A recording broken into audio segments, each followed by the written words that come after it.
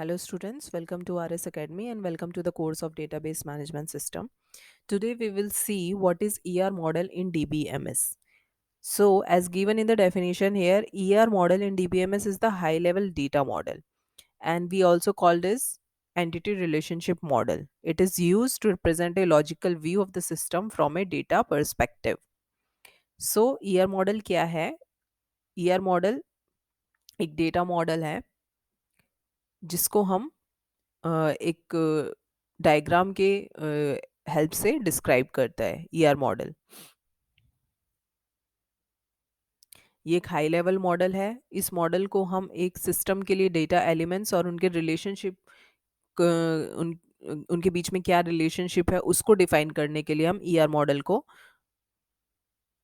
Use करते हैं। ठीक है, इट डेवलप्स ए कंसेप्चुअल, ये ओवरऑल कंसेप्चुअल डिजाइन देता है डेटाबेस का जो सिंपल और स्ट्रेट फॉरवर्ड व्यू देता है डेटा का, सो दैट डेटा को हम इजीली इम्प्लीमेंट कर पाए without any problem. So it is always necessary to create a ER model and in DBMS because it is considered as a best practice before implementing your database. कोई भी अगर आपको database implement करना है तो आपको उसका ER model ज़रूर बनाना चाहिए, क्योंकि ये डेवलपर के लिए उस database को understand करना काफ़ी easy हो जाता है कि आपको किस तरह से database को implement करना है। लाइक सपोज यहाँ पे एंटिटी ए है और यहाँ पे एंटिटी बी है। एंटिटी ए को हम रेक्टेंगल से शो करते हैं और इनके बीच में क्या रिलेशनशिप है और इनकी प्रॉपर्टीज क्या हैं जिनको हम एट्रीब्यूट्स भी कहते हैं।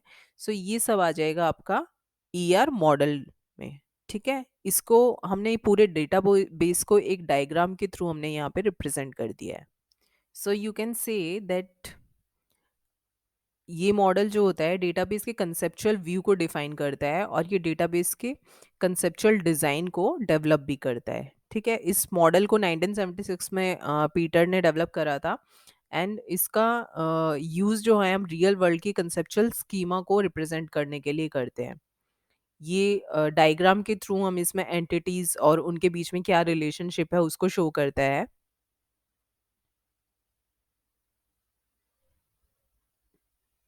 Can say that it works around the real world entities and the relationship among them।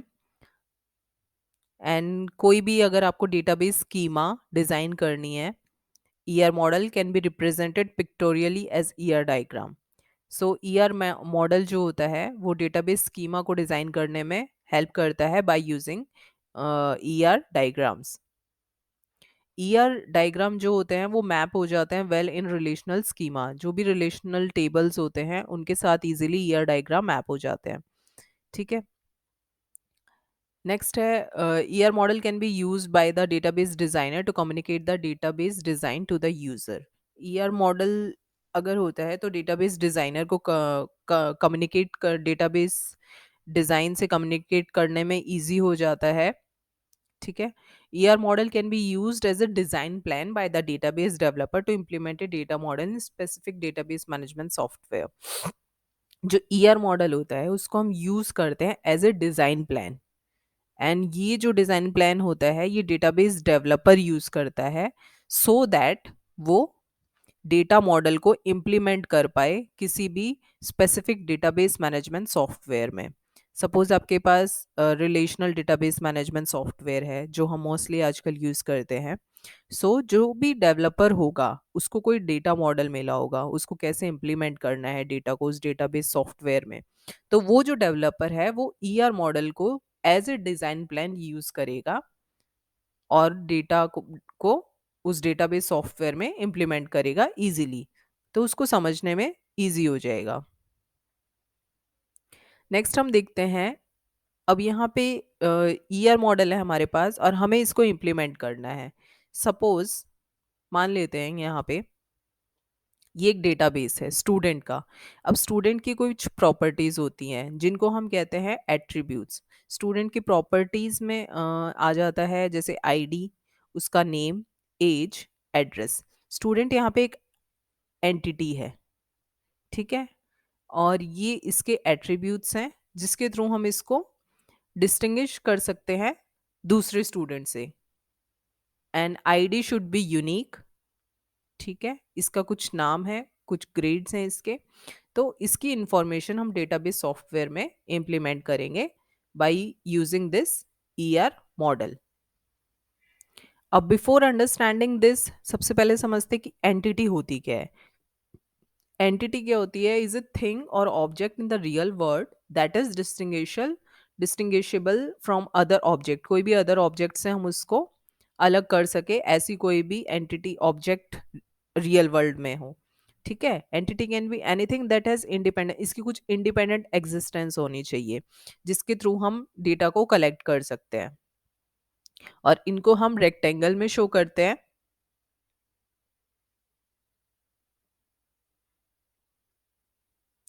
Entity कोई भी पर्सन, प्लेस का रियल वर्ल्ड ऑब्जेक्ट हो सकती है। ठीक है, इसके पास एक एट्रीब्यूट होना चाहिए और एक यूनिक की जरूर होनी चाहिए।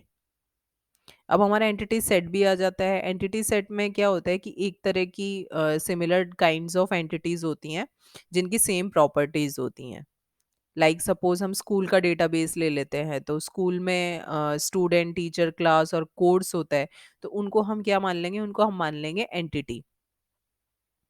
और स्टूडेंट एक एंटिटी है, तो सारे स्टूडेंट्स की डेटा सेट सेट को हम एंटिटी सेट कह सकते हैं।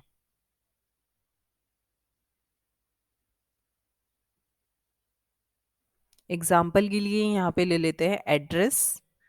यहाँ पे एड्रेस एक एंटिटी है। अब एड्रेस में क्या क्या आएगा? उसका कौन से स्टेट में आप रहते हैं, कौन सी सिटी में आप रहते हैं, आपकी सिटी का पिन कोड क्या है, और वो सिटी किस कंट्री में आती हैं। ये एड्रेस के एट्रीब्यूट्स हो गए, प्रॉपर्टीज हो गई।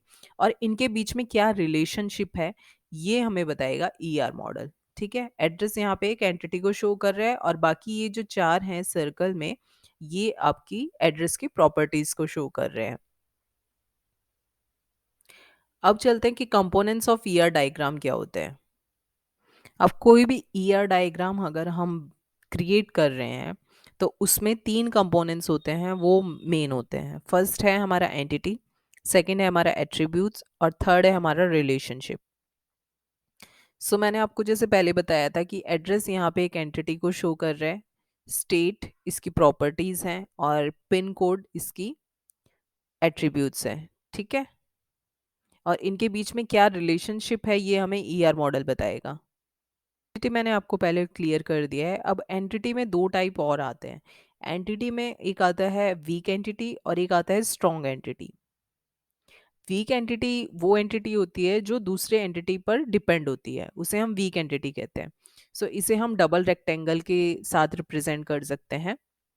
वीक एंटिटी को उसके एट्रीब्यूट्स के साथ हम यूनिक तरीके से हम आइडेंटिफाई नहीं कर सकते। ठीक है, स्ट्रॉन्ग एंटिटी वो होती है जिसके पास अपनी खुद की कोई प्राइमरी की होती है, उसको हम बोलते हैं strong entity. For example suppose कोई स्टूडेंट है, सो उसकी अपनी एक रोल नंबर होगा उसका, तो रोल नंबर अगर उसका है तो उसकी एक यूनिक आईडी है, तो वो एक स्ट्रॉन्ग एंटिटी है। स्ट्रॉन्ग एंटिटी को हम उसके एट्रीब्यूट्स की हेल्प से यूनिक तरीके से हम उसको आइडेंटिफाई कर सकते हैं। नेक्स्ट है हमारा एट्रीब्यूट्स क्या होते हैं। जो एट्रीब्यूट्स होते हैं, an entity is represented by set of attributes. कोई भी एंटिटी होगी तो उसको हम सेट ऑफ एट्रीब्यूट्स से रिप्रेजेंट करते हैं। एट्रीब्यूट्स क्या होते हैं? ये एंटिटी की प्रॉपर्टी को डिस्क्राइब करते हैं। जैसे हमने स्टूडेंट का एग्जांपल लिया था, तो उसका जो नेम है और उसकी जो आईडी है, सो ये एट्रीब्यूट्स में आ जाएंगे और ये डिफाइन करेंगे स्टूडेंट की प्रॉपर्टीज को, कि उसका रोल नंबर क्या है, उसका नाम क्या है, कौन सी क्लास में है, तो ये सब क्या आ जाएंगे एट्रीब्यूट्स में। एट्रीब्यूट्स को हम एलिप्स की फॉर्म में रिप्रेजेंट करते हैं।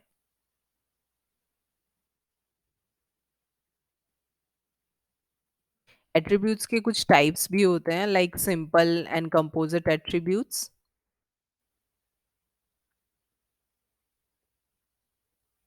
And multi valued, and there is derived attributes also. So ये सब आ जाते हैं attributes. So now let's understand what is key attributes, what is composite, and what is multi-valued attributes, and also there is derived attribute. So let's understand them one by one. So attribute की attribute क्या होते हैं, जो entity set में हर एक entity को uniquely identify करते हैं, उसे हम की एट्रीब्यूट कहते हैं. For example roll number her student के लिए यूनिक होता है, ठीक है, ईआर डायग्राम में. और जो की एट्रीब्यूट होता है उसका टेक्स्ट जो होता है वो अंडरलाइन होता है, बिकॉज क्योंकि ये यूनिक होता है. सो रोल नंबर जो है किसी भी स्टूडेंट के लिए एक की एट्रीब्यूट हो गया क्योंकि ये यूनिक है. दूसरा हमारा आ जाता है कि कंपोजिट एट्रीब्यूट्स क्या होते हैं. ये एट्रीब्यूट जो होते हैं ना, ये दूसरे एट्रीब्यूट के कॉम्बिनेशन से बने होते हैं, उसे हम कंपोजिट एट्रीब्यूट कहते हैं. फॉर एग्जांपल, जैसे स्टूडेंट का एड्रेस है, ये कंपोजिट एट्रीब्यूट होता है क्योंकि दूसरे एट्रीब्यूट से मिलके बना होता है, जैसे पिन कोड, सिटी, स्टेट और कंट्री. सो ये आपका आ जाएगा कंपोजिट एट्रीब्यूट में. कोई भी एड्रेस अगर हम लेते हैं, अगर उसका पिन कोड है, उसका स्टेट है, तो इसमें तीन सारी चीज़ें मिलके तब हम एक एट्रीब्यूट पूरा कंप्लीट होता है. तो एड्रेस किससे पूरा होगा, पिन कोड से, स्टेट से, कंट्री से. सो ये आपका आ जाएगा कंपोजिट एट्रीब्यूट में. अब आ जाते हैं सिंगल वैल्यू एट्रीब्यूट क्या होता है. ये एट्रीब्यूट वो एट्रीब्यूट होते हैं जिनके पास कुछ स्पेशल एंटिटी होती है और इनके पास ही केवल वो वैल्यू होती है, तो उसको हम कहते हैं सिंगल वैल्यू एट्रीब्यूट. लाइक आपने किसी इंसान की एक एज ले लेते हैं, तो वो इसमें क्या है, एक सिंगल वैल्यू ही आएगी, उसमें हम एक्स्ट्रा तो डाल नहीं सकते कि भाई अगर आपकी किसी इंसान की एज 32 है तो 32 ही उसकी एक सिंगल वैल्यू है, उसके अलावा तो हम एज में और कुछ नहीं डाल सकते. तो ये आपका आ जाएगा single value attribute. Multi valued attribute क्या होता है, ये वो एट्रीब्यूट होता है जिसके पास एंटिटी की बहुत सारी वैल्यूज होती हैं, इसलिए हम इसको मल्टी वैल्यूड एट्रीब्यूट भी कहते हैं. इसको हम डबल ओवल के साथ रिप्रेजेंट करते हैं, जैसे किसी कार के लिए कलर और एम्प्लॉय के लिए फोन नंबर हो गया, ठीक है. नेक्स्ट है हमारा डिराइव्ड एट्रीब्यूट्स कौन से होते हैं. इसमें क्या होता है ना कि ये जो एट्रीब्यूट होते हैं इनकी वैल्यू किसी दूसरे एट्रीब्यूट की वैल्यू से हम डिराइव करते हैं और इसको हम डैश ओवल से रिप्रेजेंट करते हैं. फॉर एग्जांपल ले लेते हैं कि अगर किसी पर्सन की एज को उसकी बर्थ डेट से हमने डिराइव करा है, तो वो क्या हो जाएगी, एक एज एट्रीब्यूट हो जाएगी, डिराइव्ड एट्रीब्यूट हो जाएगी. अब किसी स्टूडेंट को ले लेते हैं हम एग्जांपल के लिए, उसका रोल नंबर है, उसकी बर्थडे है और नेम है, एज है. तो उसका बर्थडे हमें कैसे पता लगा, उसका बर्थडे हमें पता लगा उसकी एज से, ठीक है, या फिर उसका बर्थडे कब है, कौन सी डेट को है, उसके थ्रू हमें उसकी एज का पता लग गया. तो ये सब आ जाता है क्या, डिराइव्ड एट्रीब्यूट्स में, जिसके थ्रू हम कुछ डिराइव कर पाते हैं. मल्टी वैल्यूड में मैंने आपको बताया था, इसको डबल ओवल से रिप्रेजेंट करते हैं, इसमें बहुत सारी वैल्यूज होती हैं और ये मल्टी वैल्यूड एट्रीब्यूट क्रिएट कर देती हैं. इसमें बहुत सारी एक एंटिटी के लिए बहुत सारी वैल्यूज होती हैं. इसका एग्जांपल, जैसे कोई कार के लिए कलर और कोई एम्प्लॉय के लिए उसका जो फ़ोन नंबर है, उसमें बहुत सारी वैल्यूज हो गई एक एंटिटी के लिए. फ़ोन नंबर क्योंकि बहुत सारे हो सकते हैं और कार की कलर कोई भी हो सकता है, बहुत सारे हो सकते हैं. तो ये सब आ जाता है आपका एट्रीब्यूट्स में. नेक्स्ट हमारा है कि रिलेशनशिप भी कंपोनेंट होता है ईआर डायग्राम का. अब रिलेशनशिप में कौन कौन से आ जाते हैं, one to many, many to one, many to many. अब इनको हम डिटेल में डिस्क्राइब करेंगे. कि सबसे पहले समझते हैं कि रिलेशनशिप क्या होता है. रिलेशनशिप को हम कह सकते हैं, it is an association among entities. Entities के बीच में जो भी एसोसिएशन है उसको हम रिलेशनशिप कह सकते हैं. इसका यूज हम करते हैं एंटिटीज के बीच में रिलेशन को डिस्क्राइब करने के लिए, और इसको हम एक डायमंड के डायग्राम के थ्रू रिप्रेजेंट करते हैं. फॉर एग्जाम्पल हम ले लेते हैं, टीचर टीचेज एट स्कूल. तो जो यहाँ पे टीचेज एट होगा वो उसको हम क्या कहेंगे, उसको हम कहेंगे रिलेशनशिप. वो रिलेशनशिप बता रहा है कि टीचर और स्कूल के बीच में क्या रिलेशनशिप है। अब स्टूडेंट इनरोल इन ए कोर्स, तो इनरोल यहाँ पे क्या हो जाएगा, वो रिलेशनशिप होगा और उसको हम डायमंड शेप में रिप्रेजेंट करेंगे।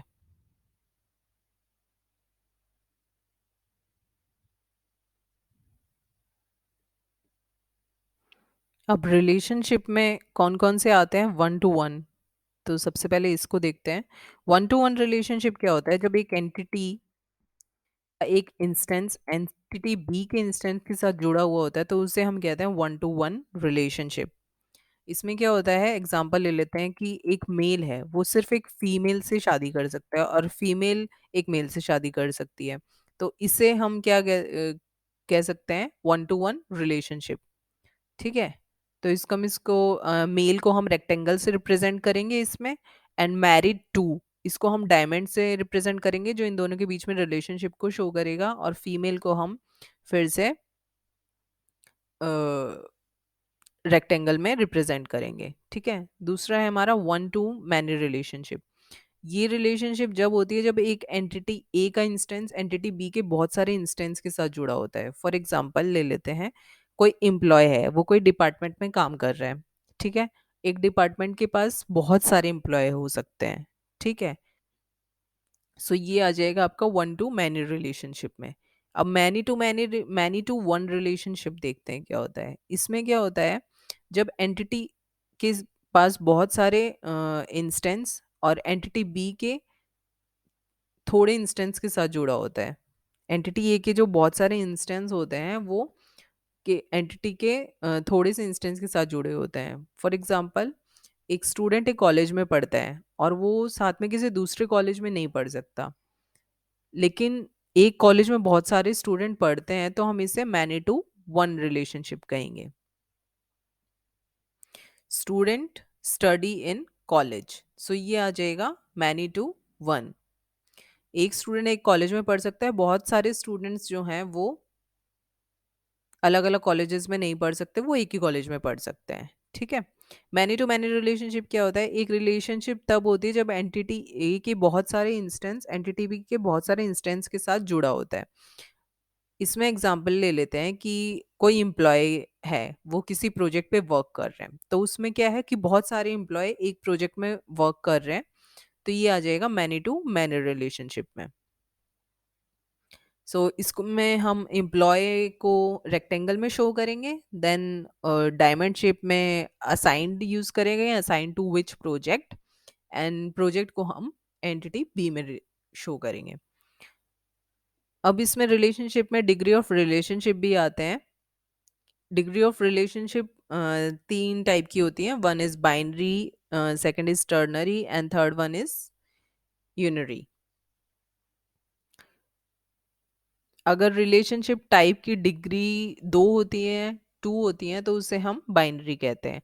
और अगर रिलेशनशिप टाइप की डिग्री थ्री होती है तो उसे टर्नरी कहते हैं। और अगर रिलेशनशिप टाइप की डिग्री एन होती है तो उसे हम एन भी कहते हैं।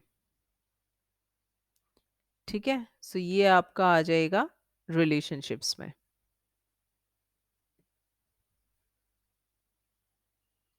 डिग्री ऑफ रिलेशनशिप एक तरह से यूं भी समझ सकते हैं आप कि the number of different entity set participating in relationship set is called a degree of relationship set. बहुत सारी एंटिटी जब पार्टिसिपेट करती हैं किसी रिलेशनशिप सेट में, तो उसमें हम देखेंगे कि इसको degree of relationship set, degree of relationship कहते हैं। ठीक है।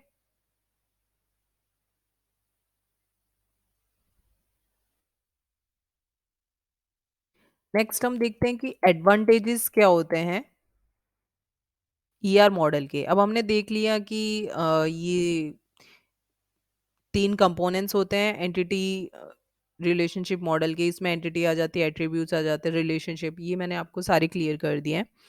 अभी नेक्स्ट है कि ईआर मॉडल के एडवांटेजेस क्या होते हैं। ईआर मॉडल को क्रिएट करना ना बहुत ही आसान होता है। आप एंटिटी को एट्रीब्यूट के साथ रिलेशनशिप में क्रिएट कर सकते हैं, और ईआर मॉडल को आप इजीली ईआर डायग्राम के थ्रू से बना सकते हैं, आप क्रिएट कर सकते हैं। ठीक है।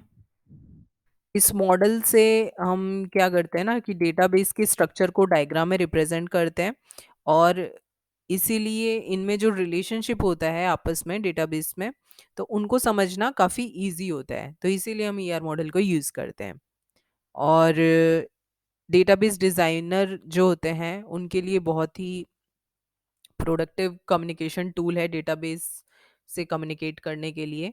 इस डेटा मॉडल को दूसरे मॉडल में कन्वर्ट करना बहुत ही ईज़ी है, और दूसरे मॉडल में हम इसको ईज़िली चेंज कर सकते हैं। डिसएडवांटेजेस भी कुछ होती हैं कि इस मॉडल को अगर हम डेवलप कर रहे हैं तो इसमें कोई भी इंडस्ट्री स्टैंडर्ड नहीं होता है। इसके लिए डेवलपर के नोटेशन को दूसरे डेवलपर नहीं समझ सकते। अगर किसी एक डेवलपर ने इसको डेवलप कर दिया तो दूसरा इसको समझने में इसको थोड़ी कॉम्प्लेक्सिटी होती है। इसमें कुछ इन्फॉर्मेशन या डाटा लॉस या हाइड भी हो जाता है, सो इसकी एक ये डिसएडवांटेज है। और इसमें जो डेटा को अगर हम मैनिपुलेट करते हैं तो उसको शो करना काफ़ी मुश्किल हो जाता है। सो ये कुछ डिसएडवांटेजेस थी ईआर मॉडल की। So that's all for today. Please like share and subscribe अगर वीडियो पसंद आए तो। Thank you.